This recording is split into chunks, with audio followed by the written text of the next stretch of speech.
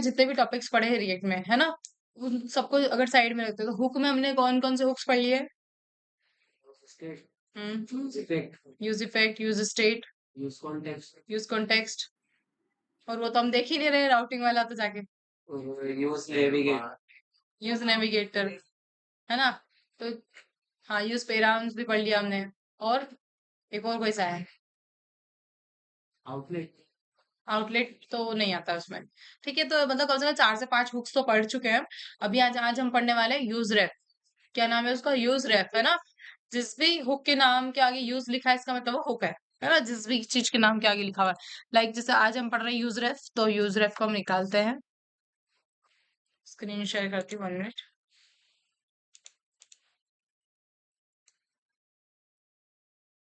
My screen is visible?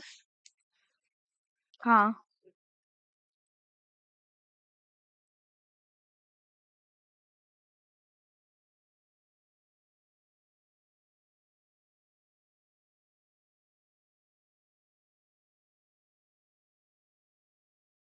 देखो, use रेफ क्या चीज़ है?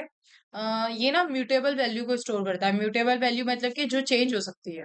जो चेंज होगी लेकिन पेज री-रेंडर नहीं होगा। उस केस में हम यूज़ रेफ यूज़ करते हैं। देखो, क्या चीज़ है? फिर से समझाती हूँ। सपोज़ आपका इनपुट फ़ील्ड है, उसका हर बार फ़ोकस चेंज होगा। फ़ोकस पता है ना, इनपुट फ़ील्ड पे फ़ोकस होता है जब हम टाइप करते हैं तो पहले इस पे क्लिक किया तो इस पे फ़ोकस हाँ। होगा, दूसरे पे क्लिक किया दूसरे पे फ़ोकस होगा, है ना? अब पहले पे क्लिक किया जब फ़ोकस हुआ और जब दूसरे पे क्लिक कर रहे हैं फिर फ़ोकस हो रहा है, तो ये चेंज तो हो रहा है कुछ ना कुछ उस पेज पे, वेब पेज पे। लेकिन इस टाइम पे क्या पेज री-रेंडर हो रहा है? नहीं होगा। और इस चीज़ को नहीं। रिएक्ट में हैंडल करने के लिए हम लोगों को यूज़ रेफ यूज़ करना पड़ता है। इस टाइप की चीज़, खाली ऐसा नहीं कि इनपुट फ़ील्ड की फ़ोकस की बात कर रही हूँ, मैं म्यूटेबल वैल्यू जो कि चेंज हो रही है ना? लेकिन उस टाइम पर भी आपका पेज री-रेंडर नहीं होगा। जैसे कि अगर सपोज़ हम बात करें डोम के एलिमेंट्स को एक्सेस कर रहे हैं, ठीक है? एक इनपुट बैक बॉक्स तो एक एग्जांपल हुआ, लेकिन डोम्स के कुछ एलिमेंट्स को एक्सेस कर रहे हैं जिसकी वैल्यूज़ चेंज होगी। लेकिन हम नहीं चाहते कि पेज री-रेंडर हो या फिर कि सारी चीज़ें रेंडर हो वापस से। तो हम उन चीज़ों को जो कि चीज़ बदलने वाली है और हम रेंडर नहीं करवाना चाहते बार-बार री-रेंडर, उस केस में उस चीज़ को स्टोर करवाने के लिए यूज़ रेफ यूज़ कर लेते हैं। आप यूज़ रेफ को ये समझ सकते हो कि एक बक्से की तरह है, जिसके अंदर आप चीज़ें स्टोर कर रहे हो बट बाकी चीज़ें चेंज नहीं होगी। इसीलिए मैंने ना यहाँ पर कुछ एग्ज़ाम्पल सेंड किया, वो यही चीज़ है। जैसे यूज़ रेफ का एक छोटा-सा डिब्बा मान लो, जिसके अंदर कोई वैल्यू स्टोर होती है ना? आप सेफली रख सकते हो उसके अंदर और जब वो वैल्यू बदलेगी, है ना? कोई वैल्यू अपन ने बॉक्स में स्टोर कर दी और जब वो वैल्यू बदलेगी तब भी पेज क्या होगा? री-रेंडर नहीं होगा। आया समझ में? ठीक है। अब जैसे कि वही डॉम एलिमेंट्स की बात हो रही है जो मैं बता चुकी हूँ ऑलरेडी। अगर आप रियल लाइफ के एग्जांपल की बात करो, तो यहाँ पर एक डायरी का एग्जांपल इन्होंने दे दिया है।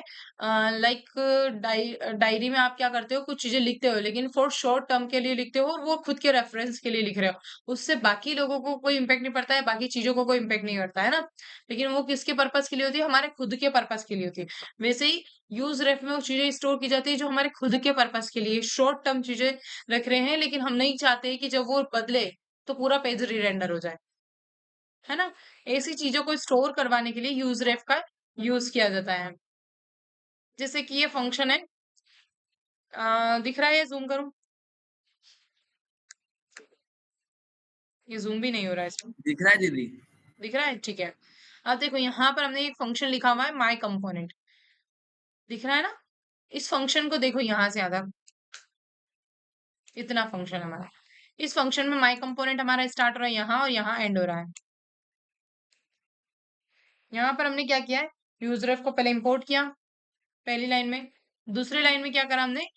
स्टोर करवाने के लिए एक जिस तरह से यूज़ स्टेट का यूज़ करते थे वेरिएबल को स्टोर करने के लिए, उसी तरह से यहाँ पर यूज़ रेफ का यूज़ किया है हमने। यहाँ पर अभी नल वैल्यू स्टोर हो गई इनपुट रेफ के अंदर।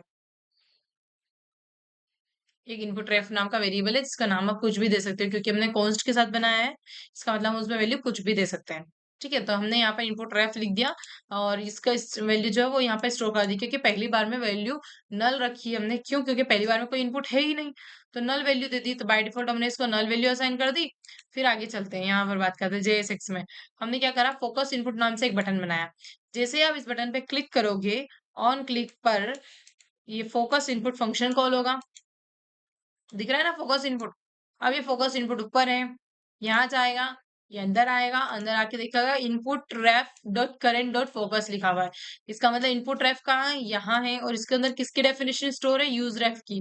तो यूज रेफ के अंदर ये करंट डॉट डॉट फोकस जो लिखा है ना, ये फंक्शन है जो कि प्रीडिफाइंड होता है, उसका यूज करना होगा। तो इसका मतलब ये इनपुट फील्ड को फोकस कर देगा। अब ये कौन सी इनपुट फील्ड को फोकस कर देगा, ये भी एक कॉन्सेप्ट है। तो ये इसको करेगा, क्योंकि हमने यहाँ रेफरेंस लिखा है ना, इनपुट रेफरेंस दिख रहा है यहाँ पर, रेफ करके आर ई एफ करके इक्वल्स टू लिखा है इनपुट रेफ। ये इसको फोकस करेगा, मतलब इस बटन पे क्लिक करने पे ये इनपुट फील्ड ऑटोमेटिकली फोकस्ड हो जाएगी। कैसे हो जाएगी, वही चीज है, यहाँ पे फंक्शन कॉल हुआ, यहाँ गए इनपुट रेफ बता रखा हमने, रेफरेंस बता रखा कि इसको फोकस करना है। ठीक है, आया समझ में?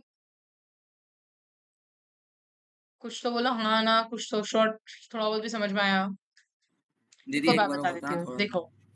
हाँ वो मुझे पता था, एक और बार बताना है।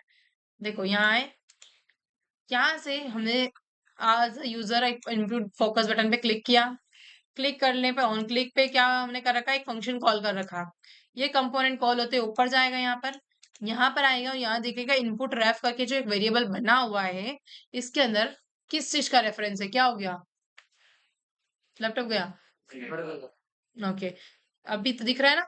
ठीक है, इनपुट है ना, इनपुट रेफ करके जो वेरिएबल बना हुआ है, इसके अंदर किस चीज क्या वैल्यू स्टोर है। तो अभी इस केस में कौन सी वैल्यू स्टोर है, क्योंकि यहाँ से कॉल होके आया तो ये वाला रेफरेंस गया इसके अंदर, यहाँ से इस इनपुट फील्ड का रेफरेंस गया इसके अंदर।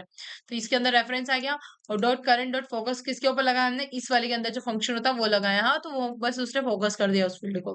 वो छोटा सा कॉन्सेप्ट है, बस इतना सा कॉन्सेप्ट है, इनपुट फील्ड को फोकस हो रहा है उसमें। ये नीचे वाला देखो, चलो इसको मैंने एक्सप्लेन कर दिया, काउंटर फंक्शन को इतना सा है, समझो। इंक्रीज बटन पे क्लिक होगा, इंक्रीज फंक्शन कॉल होगा इसमें।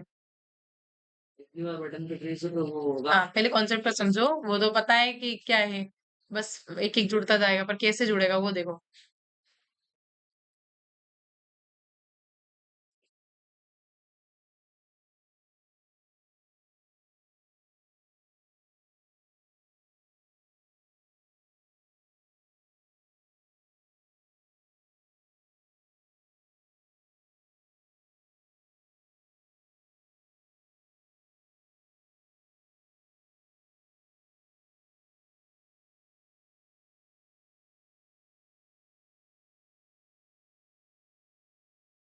आया समझ में?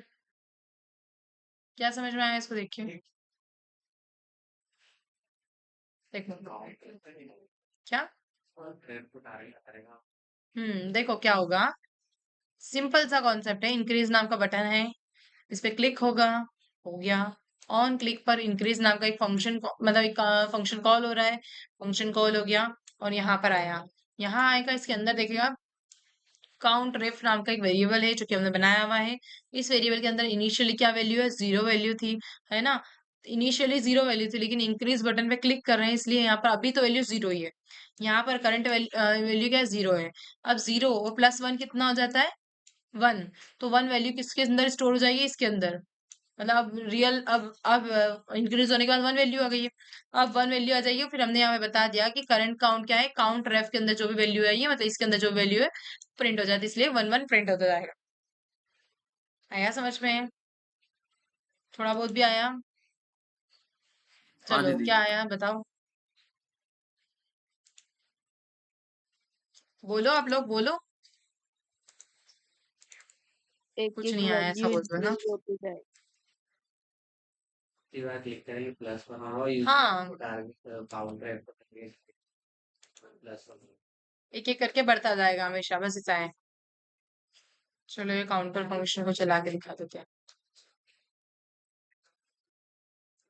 हम आपकी मनोस्थिति को बहुत अच्छे से समझते हैं कि आपके मन में क्या चल रहा होगा, इसीलिए हमने पहले ही फाइल ओपन कर ली थी। श्रिया, कौन हंस रहा है? उमेश। हंस रहा है, आपको कैसे दिख रहा है? सुनो सुनो कमेंट है। अच्छा रिएक्शन पे हंस रहा है, बहुत बढ़िया। हाँ तो वो मुझे पता है ना, समझाने के बाद एक एक रिप्लाई यही आएगा कि मैम एक करके भी दिखा दो। सो करके दिखाई देते हैं। सही बात है हमारे दीदी। नाम आते हैं, नाम यहाँ पर। क्या नाम बनाना है फाइल का हमको, कंपोनेंट का नाम क्या रखा हमने, काउंटर काउंटर डॉट जेएस, ठीक है। एनकाउंटर डॉट जेएस क्या होता है? एनकाउंटर डॉट यार, वेट वेट,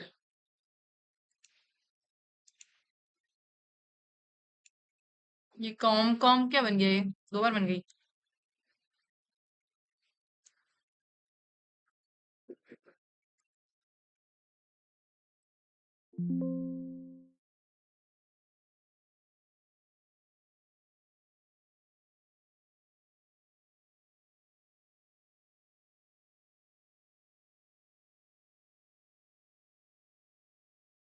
काउंटर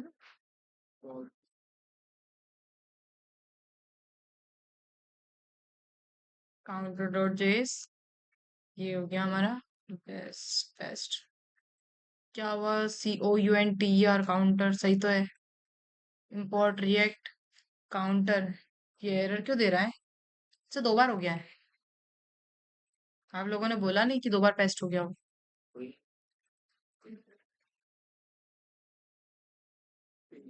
चील की निगाहें बना के रखो अपनी कि कहाँ पर क्या काम हो रहा है।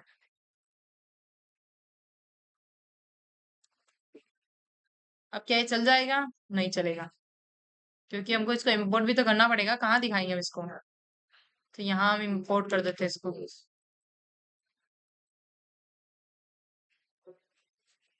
क्या नाम है इसका? COUNTER काउंटर एंड काउंटर हो गया।